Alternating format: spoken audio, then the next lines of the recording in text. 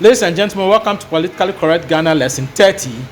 And the title for today's discussions or thought work is Ejura shooting incident, investigation, and prejudicial comments. The prejudicial comments of the Ejura shooting and its investigations. All right. The name is H. Kwame Afaglo.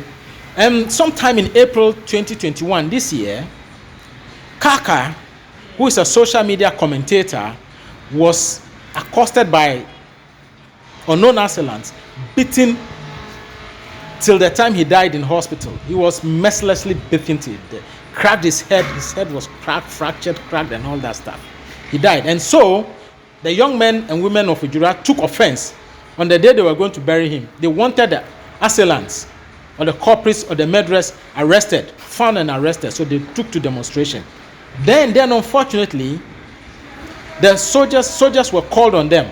Soldiers went in, instead of quelling the demonstrators, they went shooting into them, killed 2 people, maimed some other people, and some others have gotten amputated. I don't know whether they are still in the hospital. This is just April 2021 incident. Today is 22nd of July 2021. All right. The issue there, prejudicial comment, is that a 3-member panel was set up by the Interior Minister to investigate this incident. And even during the investigation, the 3-member panelists who had not come to a conclusion whilst investigating this state that the media were the problem, were the cause of the protest. And so they singled out Erasmus Asaridonko of Multimedia and blamed him for being the one responsible for such an action of the protesters. Then, of course, he went on again.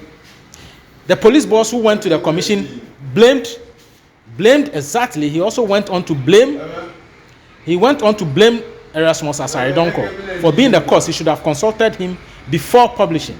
When do journalists consult? When do media people consult police before publishing? Do they want to gag the media? The military personnel, the military boss that went to face that committee also made the same comment that media had to consult him before. When did the media have to consult the military before making any comment or publishing an incident? Is it not gagging the media? That notwithstanding, you see these 4 incidents have gone on, and so the president on the 20th of July 2020, on the Salah Day, in his speech to the nation, to the Islamic community, what did he say? He said they are not against gagging press freedom, one. And then media must be mindful of what happened in Rwanda. We know what happened in Rwanda. So is he implying that the media are the one responsible for what has happened in Ejura? Is President Nanado implying that what has happened in Ejura, he's blaming it on the media, just like the committee is doing, and just the same as the military boss did and the police boss did? That doesn't end there. Before the president came out, the lawmaker Kennedy Japan did state clearly that, hey, if he were the president, he would have given some lashes on the bumps of Erasmus Asaridonko of Multimedia for publishing or for airing that report in Ejura of the protest.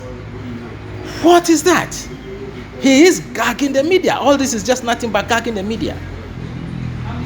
But the trend is quite so clear. Before the report comes out, it is obvious that the media are responsible for the Ejura protest, and the killing of the Ejura citizens is blamed on the media, and specifically Erasmus Asaridonko. Kennedy Japan went on to state very clearly, unambiguously, very clearly, it was not cryptic at all, that the owner of Joy FM is involved in cocaine. So he is washing his cocaine money by setting up all those multimedia institutions. He did say the same thing in 2011. Nobody commented. Joy FM didn't comment. The owner didn't comment. Then 2021 too, he said it again. The owner is still quiet. Joy FM, nobody in Joy FM is commenting. Is that the case? Is that how you go about things? You are being alleged. You are being accused, rather, of washing cocaine, and you are quiet. Meanwhile, if others are caught, they are jailed. They lose their properties. Are we going to lose all that Joy properties if that case is correct or not? Joy FM, please, CEO, come out. That thing that infuriates me. But that's right funny is that Kennedy Japan says that he's going to pay the salary of one of the multimedia big boys, who is a lawyer, a senior lawyer, for cleaning his shoes. All his job is to clean his shoes in the morning, and he'll pay him 5 times more than what his law practice pays him and what multimedia pays him. What a check is that? He goes on to say, look, another Kweku Baku is a known senior journalist. He won't mind him because he's only looking for a position from government, which they will not give him. Look, Canada, Japan, life has taught us one thing. You could be this tall today, but you don't know what tomorrow has. How short you will become, nobody knows. The tall and shortness here is not got to do with height. It's got to do with status. Your status could be that high today, but you don't know what your status would be tomorrow. Be mindful, we are all watching. The name is H. Kwame Afaglo. Thank you.